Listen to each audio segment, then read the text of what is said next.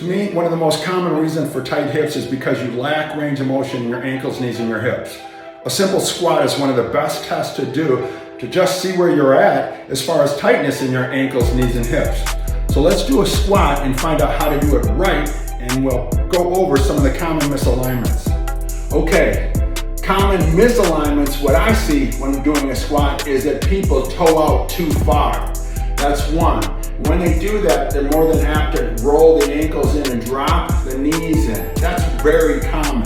So we want to get the weight on the feet down the center of the foot. That's one. Just a slight toe out. Another common misalignment is that the knee would drop in. Not good. We want the knees working out, but not to the point where we bow the legs. How do you know what's right? You want the knee, the point of the knee, tracking over the big and second toe. Okay, so if you look at me from the side, I want my knee tracking this way. I don't want it collapsed in. I don't want it bowed out. I want it tracking right over the big and second toe. Okay, then how do we know what full range is? Can you, when you squat, get your hamstrings to touch your calves with your arms straight out in front? If you can do that, that's great. But can you do that with your chest and butt out? Get deep, chest and butt out, and keep your knees tracking properly over your big and second toe. If you can do those three things, you got a really good squat going on. You probably shouldn't have a lot of hip tightness. Okay, so let's test how deep can you squat. Don't fudge it. Let's get all the points aligned. Get the heels down, slightly toed out, arms straight in front. Now drop into your squat as deep as you can go while keeping your chest and butt out. We don't want the knees to collapse. We don't want the back rounded. So keep those arms above your shoulders, knees out, and you're trying to get as deep as you can. Okay, now that we did the test, just to see how tight your hips are in your ankles, knees, and hips, now we're gonna do the actual work. We call it wall front warrior, and it's gonna go just like this. Okay, we're gonna start with your tighter ankle first. And again, I like to use a tape measure.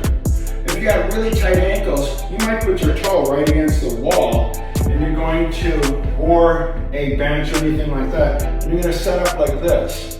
You're gonna wanna touch your knee to the wall. You're gonna interlace your hands, put them overhead, and then from here, can you lift your back knee off the floor and hold this for 60 seconds while I'm driving my knee into the wall or this bench or anything like that. As you get better, move that foot back. Ideally, we work to the point back where our toes are about 4 inches from the wall, in the same position, and I work my knee all the way into the wall.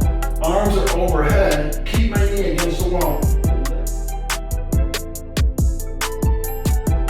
Lift that back knee off the floor, and now I'm very actively extending my fingers towards the ceiling and keeping my front heel down, and I'm pulling my knee into the wall as I extend that back leg and extend through the fingertips. What this is going to do, it's going to increase your ankle range of motion, your knee, and then by actively working this back leg, you're going to open up the hips so that when you come back to doing your squat afterwards, you're going to have so much more ankle range of motion, it's going to freak you out. I'm not kidding. You're going to freak out because you're going to feel so awesome and amazing.